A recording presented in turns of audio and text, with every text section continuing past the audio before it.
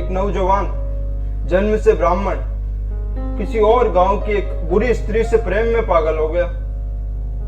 अब हर दिन बोटमैन के साथ नदी पार कर उसके पास जाया करता था। एक दिन पिताजी के फ्यूनरल के समय, लेकिन वो तो उस स्त्री के पास जाने के लिए मर रहा था। लेकिन फ्यूनरल सेरेमनी के जितने भी कार्य है, जितना भी क्रोध से उबल रहा हो, वो तो करने के लिए वो विवश था। तो सारे कार्य समाप्त किए। रात में मौसम बहुत भयंकर हो गया, बिजलियां कड़कने लगी, बहुत भयंकर वर्षा होने लगी। लेकिन वो तो मन में पागल हो रहा था, उतावला हो रहा था, तो नदी के पास गया। सारे बोटमैन भी डरे हुए थे, गायब थे, क्योंकि नदी की लहरें इतनी तेज चल रही थी। पर उसे नदी में बहती हुई एक लकड़ी का कुंदा दिखा और वो उस लकड़ी के कुंदे को पकड़ के उसके सहारे उसने नदी पार कर ली और लकड़ी के कुंदे को एक साइड फेंक कर वो स्त्री के घर के बाहर गया। आवाज लगाई। हवा की आवाज इतनी तेज आ रही थी कि अंदर किसी को सुनाई न पड़े। तो घर के चारों ओर घूमने लगा। उसको एक रस्सी जैसी दिखी। मन में कहा कि वाह, प्रेमिका ने रस्सी छोड़ी। रस्सी के सहारे ऊपर चढ़ गया और जब वो उस साइड उसने कदम रखा तो उसका पैर फिसल गया। धड़ाम आवाज आई और गिरा और बेहोश हो गया। तो अंदर जो घर में थे वो जग गए और बाहर आए। वो स्त्री ने उसको, बेहोश हो पड़ा था, उसको होश में लाने के लिए पास गई। देखिए तो बहुत बदबू मार रहा है। उसको होश में लाई और पूछा, क्या चक्कर है, तुम इतने बदबू क्यों मार रहे हो? और सबसे बड़ा आश्चर्य उसको ये यहाँ कैसे पहुंचा हो, तो तुम यहाँ कैसे आए? तो उसने कहा कि प्रेमिका ने, तुमने ही तो मेरे लिए रस्सी छोड़ी थी। वो बोली, कौन सा प्रेम, हम तो यहाँ पैसे के लिए है यूसी। लेकिन बोले, मूर्ख, तो तुमने वो नदी कैसे क्या पार करी? तो बोले, चलो देखते हैं जाके कैसे हुआ। तो देखा कि वो जिसका सहारा लिया था वो रस्सी नहीं थी, वो तो एक बहुत भयंकर कोबरा सांप था जिसके छूने से ही इंसान मर जाता है। वो कोबरा सांप उस समय अपने बिल में जा रहा था। तो जब सांप अपने सर बिल में चले जाता है तो कोई उसको कितना भी खींचने का प्रयास करे, वो अपना सर बाहर नहीं निकालता है। तो उसके सहारे से वो ऊपर चढ़ गया और उसके खिंचाव की वजह से वो कोबरा सांप मर गया था।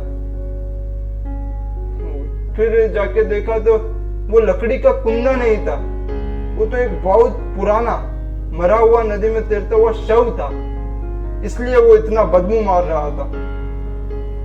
वो स्त्री बड़ी आश्चर्यचकित हुई। बोले कि हमारे ये काम में, हम तो प्रेम में कोई विश्वास ही नहीं करते,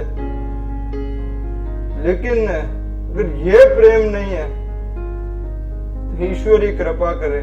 अरे मूर्ख, तूने इस मेरे जैसी स्त्री को इतना प्रेम दिया। अगर तू ये प्रेम ईश्वर को दिया होता तो अभी तक पूर्ण हो चुका होता। वो जवान के अंदर एक बिजली कड़की। एक क्षण के लिए उसे कुछ परे की झलक दिखाई दी और उसने पूछा, क्या भगवान असल में है? वो स्त्री बोली, हाँ बिल्कुल है। वो चले गया और जंगल चले गया। रो रो कर बहुत प्रार्थना करी उसने। बोले, भगवान, मैं तुझे ही चाहता हूँ, ये छोटे मोटे इसमें प्रेम नहीं करना चाहता। मैं तो उस प्रेम के सागर से प्रेम करना चाहता हूँ। तो बहुत सालों उसने तपस्या करी, वो जंगल में ही रहा और उसको लगा कि वो सफल हो गया। तो वो शहर गया, सन्यासी बन चुका था। नदी के तट पर जब बैठा था, एक सुंदर सी स्त्री जाती हुई दिखाई दी। साहूकार की पत्नी थी और नौकर के साथ जा रही थी। उसके मन में वही पुराना आदमी जाग गया। वो आकर्षित हो गया और पीछे पीछे जाने लगा। अब घर पहुंचा तो साहूकार बोले, महाराज आए हैं, पूछा मैं आपकी क्या सेवा कर सकता हूँ, अंदर आइए। तो बोला कि मेरी एक बहुत भयंकर मांग है। बोले हम तो गृहस्थ हैं, सेवा करना तो हमारा धर्म है, मेरी पत्नी भी पवित्र है, मैं भी पवित्र हूँ और ईश्वर का हम पर बहुत भरोसा है, हमको ईश्वर पर बहुत भरोसा है। बोले कि मैं तुम्हारी पत्नी से मिलना चाहता हूँ, देखना चाहता हूँ। तो गया, वो पत्नी को परिचय कराया, वो गुड़ता रहा वो पत्नी को, और फिर उसने कहा कि माँ ये आपकी हेड में जो ये 2 पिन्स है वो मुझे दे दीजिए। तो जैसे ही उन्होंने सर से पिन निकाल के दी, उसने तुरंत सर में अपने आंखों में डाल दिया और वो अंधा हो गया। उसने कहा कि अपने मन को, अब ये हार्ड मांस का शरीर तो तू कभी आंखों से देख नहीं पाएगा और मन में ललचाना भी मत, और अपने आत्मा की आंखों से वो जो वृंदावन में चरवाया है उस पर ध्यान लगाना। बहुत रोया, रो रो कर वो चले गया।